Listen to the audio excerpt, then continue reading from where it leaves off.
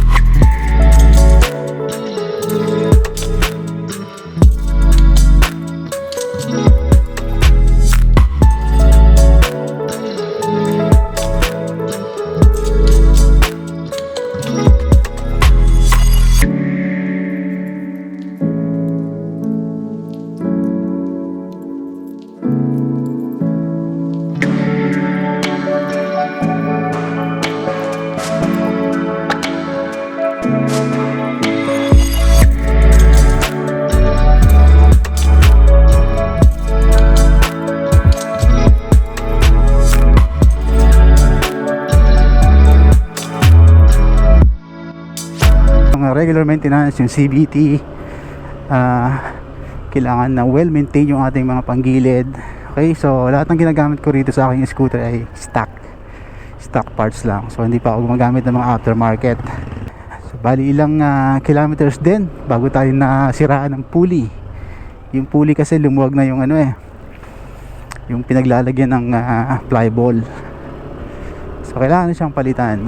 Bumili ako ng bago, siyempre original ang binili natin sa Yamaha. So malapit lang dito yung mekaniko na pagdadalahan natin kay BMAX. So ito nga palang scooter natin na si BMAX, hindi ko pa ito nagagamit sa endurance.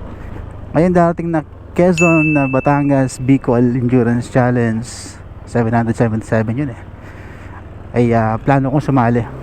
At ang plano ko, ito yung gagamitin natin, si BMAX. Para naman ma-experience ni BMAX ang endurance. Although itong motor ko na to, malayo na rin ang nararating na ito. Nakaabot na to ng norte. 4 na beses na siya nakapag North Loop, nakapag Mindoro, nakapag Bicol na rin. So malayo na rin ang naaabot na ito. Yun nga lang, endurance hindi pa talaga niya na-experience. Baka kasi yung laro sa endurance kaysa mga long ride lang. Sa endurance kasi mga karodi, meron kang hinahabol na oras.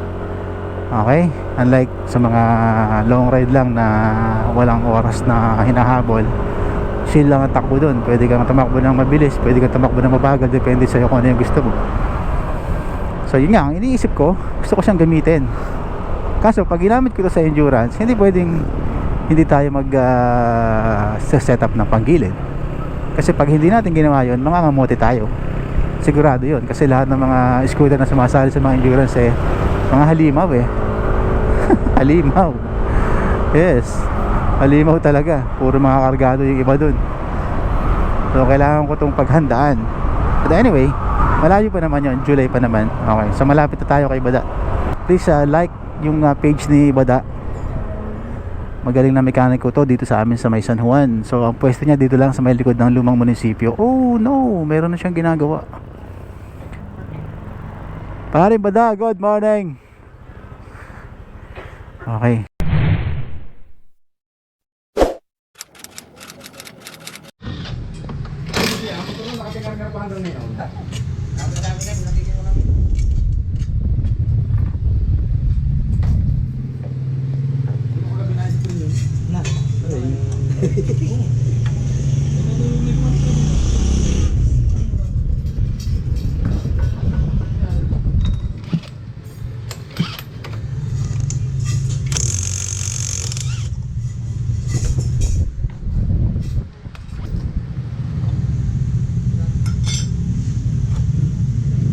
Hindi mo naman nga pala ito ginamit eh, ano? Ayun, pala ito linis eh. Ginamit yan.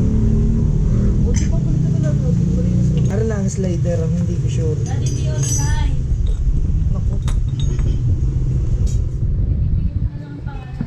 Oo, sabihin mo na lang i-recommenda kita. Yung Chico Tats. Yun ay taga-Palahanan, quality ng gumawa. Tama na kung anong Ari lang naman. Bali, ano siya? Kalkal yung pinagdadaanan ng bola para sumagad. Tapos degree para tumama uli siya dito sa drive phase. Kung ano yung degree ng drive phase, yun din yung degree nito. Tapos ay bakbakan ka na uli eh. Pwede na uli rin. yung bola na yun, tatagal pa ba yan kung sakali?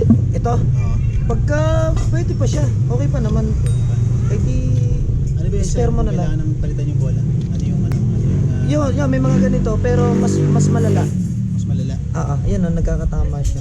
Ito hindi talaga naiiwasan dahil basta umikot ang pulley, trabaho na ang bola. Yun. Ikot na rin. Kung sa dekadena, siya yung sprocket. Basta pag ikot niya, trabaho na yan. Kaya naman pala natin to pinalitan dahil gawa nung di ba? oo, yung pinaglalagyan ng Na yun. sa drive phase ay sa slider. Ito na yung bagong slider piece. Makikita natin ang kaibahan ng Yung diferensya dun sa dati.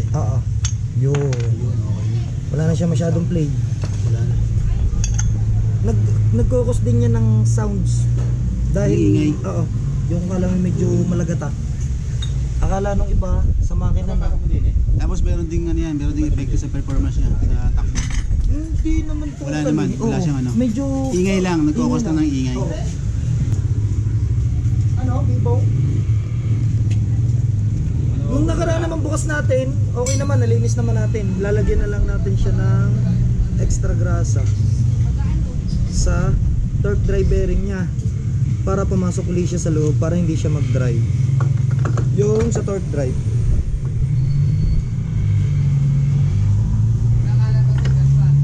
High temp na grasa ang gagamitin natin. Dahil pag yung ordinary yung grasa, basta uminit, wala na, malulusaw na siya. Eh ito, mamimaintain niya yung grasa niya dito. So kailangan talaga high temperature grease. High temperature. Pag yung ordinary, wala. Ano yun, matutunaw. Madaming sakit. Dahil merong nabibili na 4,000, 7,000. Yun naman, sabi din ng mga tropa na mekaniko, may mga brand. Ito.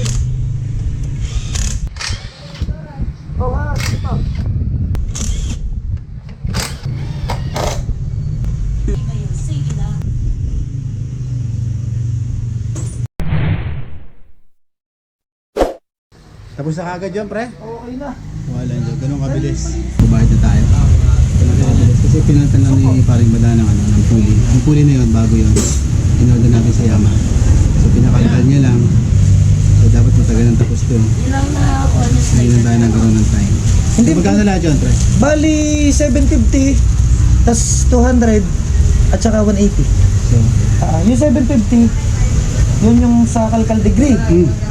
Tapos yung Tropa, 200 kamali ako ng presyo sa iya. tapos 180. Ang nasabi kong 340 yung 1 litro. 160. Lahat yun. Balik Kasama na rin yung 330 lang slider. babayaran mo. Gumawa po ulit. Magkano? 160. Pero mo, hindi. 160. Wala akong makita puli if hindi ako nag-stock ng bensin puli. Ang mali ko, makorder ako ng genuine. Pang ano pa lang to, M3 at saka Mio. Mag-i-stock na rin nga ako nito dahil nung nakaraan may nabuksan din kami. Ganito din ang kaso. Thank you. Sa slider talaga. Yung pinaglalagyan ng slider. Ayos. Okay, so tapos na mga Kurudi Green Bless. Thank you. Salamat. So ito yung pinagpalitan natin. Yep. So ilalabas lang ni paring bada yung MC. So bakit?